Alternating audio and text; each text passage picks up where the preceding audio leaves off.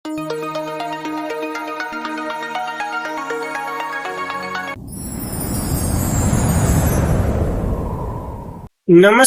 ગુજરાતના અધિકારી મિત્રો, આજે આપણે જોવાના છે 24 નવેમ્બર 2025 નું મોસ્ટ ઇમ્પોર્ટન્ટ પરીક્ષા લક્ષી કરંટ અફેર, એની સાથે જીકે અને જીએસ પર જોવાના છે. તો ખાસ કરીને ચેનલ ઉપર નવા હોય તો ચેનલને સબસ્ક્રાઇબ કરી લેવી, વિડીયો પસંદ આવે લાઈક કરવું અને તમારા મિત્રો સુધી અવશ્યથી શેર કરી દેવું. તો ચલીએ આજના ઇમ્પોર્ટન્ટ ક્લાસની આપણે શરૂઆત કરીએ. તો કોપ 31 પક્ષોની જે 31મી બેઠક છે એ ક્લાઇમેટ ચેન્જ વાળી, એ 2026 નો યજમાન દેશ કયો બન્યો છે? તો તુર્કી બન્યો છે. અને આ બ્રાઝિલમાં જે કોપ કેટલામી તો કે 30મી ભરાઈ રહી છે, ત્યાં જાહેરાત કરવામાં આવી છે. જોઈ લે સંપૂર્ણ આર્ટિકલ. તો ઓસ્ટ્રેલિયા સાથે કરાર પછી આ સ્થળ લંબાવી અને વધારે વિવાદોને અંત કર્યો. તુર્કી આગામી વર્ષના જે કોપ 31 પક્ષોની યુએન ક્લાઇમેટ ચેન્જ સમિટ છે એની આયોજન કરશે. જ્યારે Australia 2026 UN climate summit Pacific રાષ્ટ્ર જે સી ક્રોપ એટલે કે પ્રી ક્રોપ વાટાઘાટોમાં એનું નેતૃત્વ કરવાનું છે. જ્યારે તુર્કી કોપ 31 નું પદભાર સંભાળશે. તો યાદ રાખવું, આ જાહેરાત બ્રાઝિલના બેલેલમાં જે કોપ 30 નું સમાપન થયું અને જાહેરાત કરી દીધી. તુર્કીની વાત કરી લઈએ, કેપિટલ અંકારા, ચલણ તુર્કીયન લીરા અને રાષ્ટ્રપતિ રેસેપ તય્યપ એર્દોગાન છે. ત્યારબાદ આ UN framework conservation of climate ચેન્જની વાત કરી લઈએ, જેને આપણે united national on climate change performance એટલે કે ફ્રેમવર્ક કન્ઝર્વેશન પર કહીએ છીએ. જેનો ઉદ્દેશ્ય આબોહવા અને પરિવર્તનનું નિયંત્રણ કરવાનું છે. આની સ્થાપના 1994માં થઈ હતી, જેનું મુખ્ય મથક જર્મની બોનમાં, એટલે પહેલી બેઠક ત્યાં ભરાણી હતી આની, અને ત્યાં હેડક્વાર્ટર કરી દીધું હતું. આમાં સભ્ય દેશો જે ભેગા થાય અને જે વાટાઘાટો કરે અથવા તો જે સલાહ સૂચનો આપે અને કોન્ફરન્સ ઓફ પાર્ટી એટલે કે કોપ કહેવામાં આવે છે. પહેલી કોપ 1995માં બર્લિન જર્મની ખાતે ભરાણી હતી.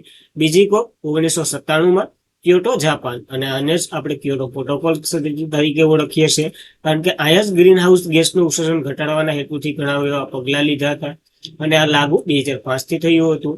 કોપ 8 2002માં ભારત નવી દિલ્હીમાં ભરાણી હતી. જ્યારે કોપ 29 2024માં બાકુ અઝરબૈજાનમાં, અને કોપ 30 2025માં બ્રાઝિલ બેલેલમાં સમાપ્ત થઈ ગઈ. હવે કોપ 2026ની જે ભરાવાની છે તુર્કીમાં ભરાશે 31 નંબરની, તો એ પણ યાદ રાખવું. ત્યારબાદ કયો દેશ ફિફા વર્લ્ડ કપ માટે ક્વોલિફાય થનાર વસ્તીની દ્રષ્ટિએ સૌથી નાનું રાષ્ટ્ર તરીકે ઇતિહાસ રચ્યો છે? તો કુરાકાઓ આ બન્યો છે. સૌથી નાનો વસ્તીમાં વાત કરેલી છે. તો કુરાકાઓ જે ફિફા વર્લ્ડ કપમાં ક્વોલિફાય થનાર વસ્તીની દ્રષ્ટિએ સૌથી નાનું રાષ્ટ્ર બન્યું છે, ઇતિહાસ રચ્યો છે. કુરાકાઓ મંગળવારે જમૈકા સાથે 0-0 ડ્રો મેચ થઈ અને પછી ક્વોલિફાય થઈ ગયો. વસ્તીની દ્રષ્ટિએ સૌથી નાનું. આ સાથે જ પનામા એટલે કયો પનામા અને હોત્રી પણ આમાં જોડાઈ રહ્યા છે ફિફામાં, તો એ પણ યાદ રાખવું. કુરાકાઓની વાત કરી લઈએ, વેલેમ્ટન એનું રાજધાની છે. ચલણ કેરેબિયન ગલ્ફ છે, અને પીએન ગિલમાન પ્રિસાન્સ છે, એ પણ યાદ રાખવું. ફિફા વર્લ્ડ કપ 2024માં આ ભાગ લેવાનો છે, તો એની વાત કરી લઈએ. 23મી આવૃત્તિ 3 દેશોમાં, કેનેડા, મેક્સિકો અને યુએસ ખાતે. ચીને એના પોતાના માસ્કોટ લોન્ચ કરી દીધા હતા. કેનેડાનો માસ્કોટ મેપલ એટલે કે મૂંજ એટલે હરણ છે. મેક્સિકોનો જાયુ એટલે જેગુઆર છે. યુએસનો ક્લચ બ્લાઇડર ઇગલ છે, અને અહીંયાનું રાષ્ટ્રીય પક્ષી પણ છે, તો એ પણ યાદ રાખવું. ત્યારબાદ કોના દ્વારા ભારતનું પ્રથમ વાણિજ્યક પીએસએલવી ઓશન સેટ લોન્ચ કરવામાં આવશે? તો હિન્દુસ્તાન એરોનોટિક્સ લિમિટેડ અને જે લાસ્ટન એન્ડ ટુબ્રો બંને દ્વારા બનાવ્યું છે લોન્ચ વ્હીકલ, અને એ પ્રથમ ઉપગ્રહ પર લોન્ચ કરવાનો છે, જેનું નામ તો કે ઓશન સેટ ઉપગ્રહ છે. તો પ્રથમ વખત ધ્રુવીય ઉપગ્રહ પ્રક્ષેપણ વાહક એટલે પીએસએલવી સંપૂર્ણપણે ખાનગી ક્ષેત્રમાં બનાવવામાં આવ્યું, કારણ કે હિન્દુસ્તાન એરોનોટિક્સ લિમિટેડ અને લાસ્ટન એન્ડ ટુબ્રોએ બનાવ્યું છે.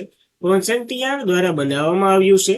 આ હું તો કે રોકેટ ને વગેરે લોન્ચ કરશે વ્યાપારીકરણની દ્રષ્ટિએ, તો એ પણ યાદ રાખવું. પીએસએલવી ની વાત કરીએ, ઇસરો દ્વારા ડિઝાઇન કરેલ આ લોન્ચ વ્હીકલ છે, જેનો ઉપયોગ ઉપગ્રહ આઇસોસોનિક સિંક્રોન વગેરે ધ્રુવીય ભ્રમણ કક્ષામાં મૂકવામાં આવે. ટૂંકમાં ઉપગ્રહ લોન્ચ કરવામાં આવે એથી જે કોર્સ આપવામાં આવે એ આ પીએસએલવી છે, અને તે ઇસરોએ એને એક નામ પણ આપ્યું હતું, વર્કહોર્સ, તો એ પણ યાદ રાખવું. ભારતનું પ્રથમ લોન્ચ વ્હીકલનો હેતુ, જેમાં લિક્વિડ સ્ટેજનો ઉપયોગ કરવામાં આવ્યો હતો, જ્યારે આ વ્યાપારી દ્રષ્ટિએ એટલે વ્યાપાર કરવા માટે આ બનાવવામાં આવ્યું છે પીએસએલવી. ગુજરાત અથવા તો ભારતમાં નથી છોડવાનું, એ વ્યાપારી દ્રષ્ટિએ બનાવશે. હિન્દુસ્તાન એરોનોટિક્સ લિમિટેડની વાત કરીએ, 14મી મહારત્ન કંપની બની હતી 22 ડિસેમ્બર 1940. એમાં રચના થઈ હતી. મુખ્ય મથક બેંગ્લોરમાં છે. CMD DK સુનિક છે. લેફ્ટનન્ટ ઉબ્રો જે 7 ફેબ્રુઆરી 1946માં રચના થઈ હતી. મુખ્ય મથક મુંબઈમાં અને CMD SN સુબ્રમણ્યમ છે. એ બંને વચ્ચે યાદ રાખવું કારણ કે ઇમ્પોર્ટન્ટ બને છે. ત્યારબાદ PM જનમન રેન્કિંગમાં ગુજરાત ટોચ ઉપર છે. આ મિશનની શરૂઆત ક્યારે થઈ હતી? તો 2023માં મિશનની શરૂઆત થઈ હતી અને આ ઇમ્પોર્ટન્ટ બની રહ્યું છે.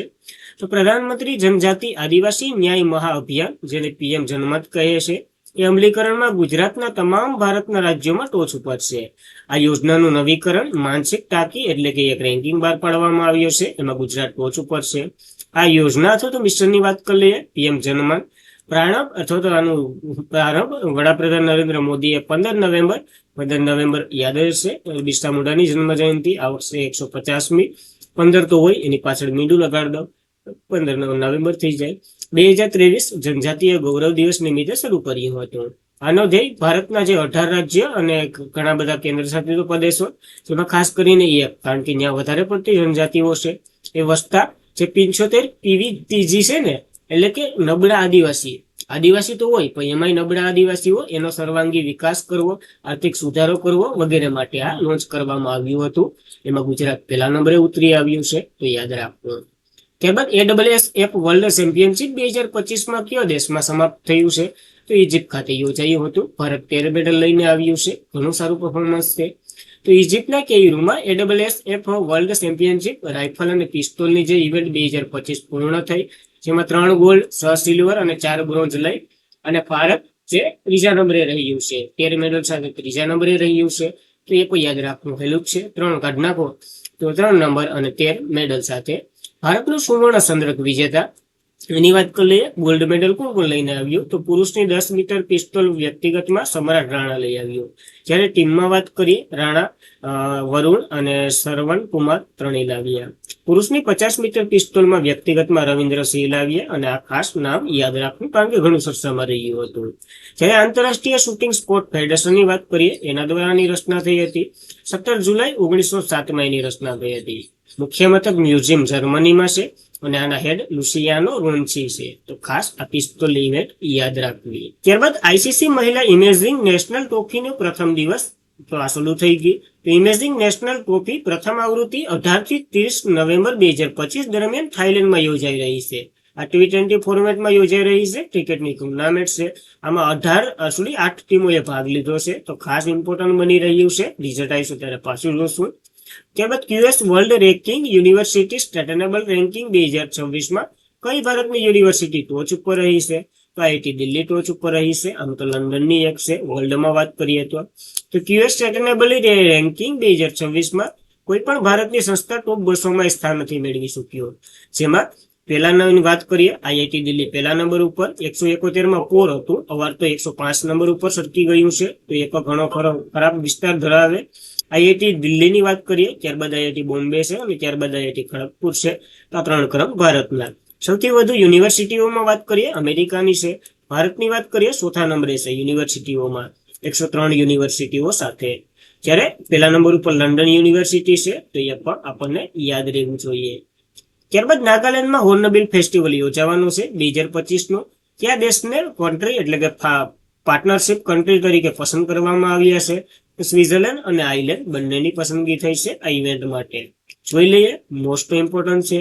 તો નાગાલેન્ડ સરકારે આગામી હોર્નબિલ ફેસ્ટિવલ 2025 સ્વિટ્ઝરલેન્ડ અને આઇલેન્ડને સત્તાવાર રીતે ભાગીદારી રાજ્ય તરીકે અથવા તો દેશ તરીકે પસંદ કર્યા છે. પાર્ટનરશિપ કન્ટ્રી જે ફેસ્ટિવલ વધતા જતા આંતરરાષ્ટ્રીય કદને મજબૂત બનાવશે. આ જાહેરાત નાગાલેન્ડના જે CM છે ને નેફ્યુ રિયો અને એની સાથે રાજદૂતો બંને દેશોના હતા, સ્વિટ્ઝરલેન્ડ અને આઇલેન્ડના. એ સાથે નવી દિલ્હીમાં એક બેઠક દરમિયાન થયું છે. જ્યારે હોર્નબિલ ફેસ્ટિવલ જે ઘણું વાર એને ઉત્સવનો ઉત્સવ કહેવામાં આવે છે અને આ દર વર્ષે 1 થી 10 ડિસેમ્બર દરમિયાન યોજાય છે અને એ યોજાવાનો અવસર બાકી છે. તો અવશ્યથી ભાગ લેવા જજો. ત્યારબાદ ઇન્ડિયા ટ્રેડ પ્રમોશન ઓર્ગેનાઇઝેશનના અધ્યક્ષ તરીકે કોની નિમણૂક કરવામાં આવી છે? તો જાવેદ અખ્તરની નિમણૂક કરવામાં આવી છે. આ રાજદૂત પર રહી ચૂક્યા છે. IS અધિકારી છે, નિવૃત્ત. કર્મચારી મંત્રાલયના આદેશ મુજબ ભૂતપૂર્વ રાજદ્વારી Javed Akhtar India trade promotion ઓર્ગેનાઇઝેશનના અધ્યક્ષ તરીકે પસંદ કરવામાં આવ્યા છે. આ અખ્તર 1991 દેશના IPS અધિકારી છે, તો યાદ રાખવા.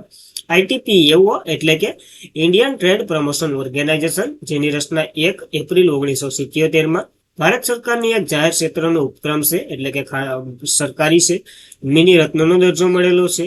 આનું હેડક્વાર્ટર નવી દિલ્હીમાં અને આનું કાર્ય ભારતમાં જે બાહ્ય વેપારમાં વધારો કરવો, ટૂંકમાં નિકાસમાં વધારો કરવાની વાત કરેલી છે. તો ખાસ એના અધ્યક્ષ જાવેદ અખ્તર બન્યા. ત્યારબાદ 7મી કોલંબો સુરક્ષા પરિષદ રાષ્ટ્રની સુરક્ષા સલાહકારની બેઠક ક્યાં યોજાઈ રહી છે? તો નવી દિલ્હીમાં આનું આયોજન થયું છે, આપણા અજીત ડોભાલની અધ્યક્ષતામાં. જોઈ લઈએ તો કોલંબો સુરક્ષા કોન્કલેવ 7મી જે રાષ્ટ્રીય સુરક્ષા સલાહકાર સ્તરની બેઠક નવી દિલ્હીમાં યોજાઈ રહી છે.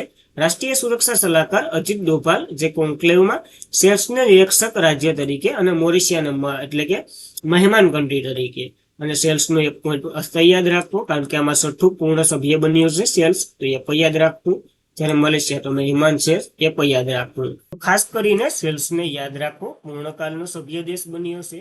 ત્યારબાદ હોલિવૂડના અભિનેત્રી ટોમ ક્રુઝ છે, અને હોલિવૂડ કેલિફોર્નિયામાં 16મા ગવર્મેન્ટ એવોર્ડ એકેડેમી દ્વારા માનક પુરસ્કાર મળ્યો છે. આ માનકને ઓસ્કાર એવોર્ડ તરીકે પણ ઓળખવામાં આવે છે. તો યાદ રાખવો, ઘણા ખાલા હોલિવૂડના ખેલાડી છે, અને 63 વર્ષની વયે મળ્યો છે, તો ઇમ્પોર્ટન્ટ બની રહ્યો છે. ખાસ ઇમ્પોર્ટન્ટ યાદ રાખવો આ એક નામ. અને આજના માટે એટલું જ હતું. ખાસ કરીને મિત્રો, વિડીયો પસંદ આવે લાઈક કરવો, તમારા મિત્રોને શેર કરવો, ચેનલ પર નવા હોય અવશ્યથી સબસ્ક્રાઇબ કરી લેવી. PDF વગેરે સ્ટડી મટીરિયલ માટે ટેલિગ્રામમાં જોઈન્ટ થઈ જવું, જેની લિંક ડિસ્ક્રિપ્શનમાં હશે, અથવા તો નામ લખો તો આવી જાય, એટલી તો ભગવાનની દયા છે. તો ખાસ આજના માટે એટલું જ હતું. જય હિન્દ, જય ભારત.